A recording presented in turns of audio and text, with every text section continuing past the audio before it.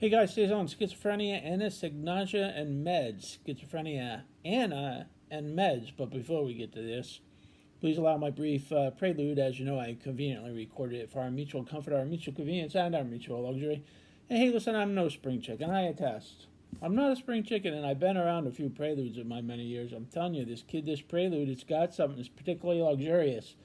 Like ever luxurious, and this is luxurious. Low humidity. Who needs the Hello humidity? there, my name is Robert Francis. You've stumbled on my Unconquering Schizophrenia YouTube channel, where me and the bird... Bird's on vacation, That's so I right, can that's bring right, the book we talk 5, Who's schizophrenia. Who, This is otherwise the cut of known my as jib right here for Who's reasons of my Who, medical confidentiality. whichever you prefer. I'm a licensed clinical social worker times 15 years.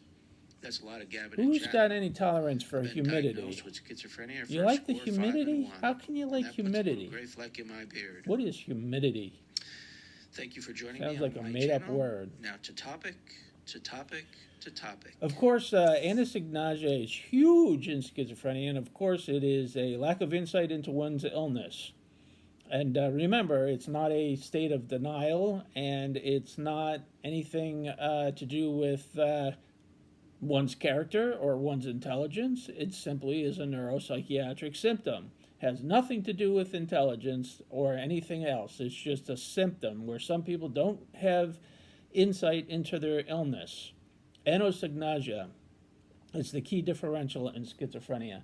So, if somebody doesn't have insight into their illness, i.e., schizophrenia, with anosognosia, usually they'll say, why am I taking medications? I'm not mentally ill. That's what anosognosia means. Person doesn't believe they're ill. Why should I take meds? I'm not. Why should I take medication for schizophrenia when I don't have schizophrenia? It doesn't make any sense. So people around this person, the supportive people around such a person, they're always trying to get the person on medication because they know that the person has schizophrenia, but the person doesn't think they do. So it's a tug of war from the loved ones and the supportive ones around the person. And there's a ways to go about communicating with people with anosognosia where you don't have to get into a battle over words or things like that, a tug of war. But one of the great values of IM medication, antipsychotic medications, is you can get medication by needle from somebody once a month for antipsychotic medication. It's only one time a month. They stick a one time a month with an antipsychotic medication, and then they don't see the person again for another month. And in that way, the person doesn't have to take oral medications every single day. And so you don't have to get in the power struggle every single day. If you can get somebody, and there's ways to comply with a monthly shot rather than daily oral medications, that's the way to go. That's one of the boons. It's a boon. The IM medication, you only have to get it done once a month.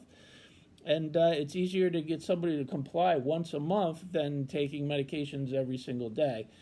Remember, anosognosia has nothing to do with character or beliefs or intelligence. It's just a lack of insight into the illness. It also happens in bipolar sometimes, but very prevalent in schizophrenia. And I think it's the number one variable to consider when you're thinking about schizophrenia. If you understand anosognosia, all the rest falls into place.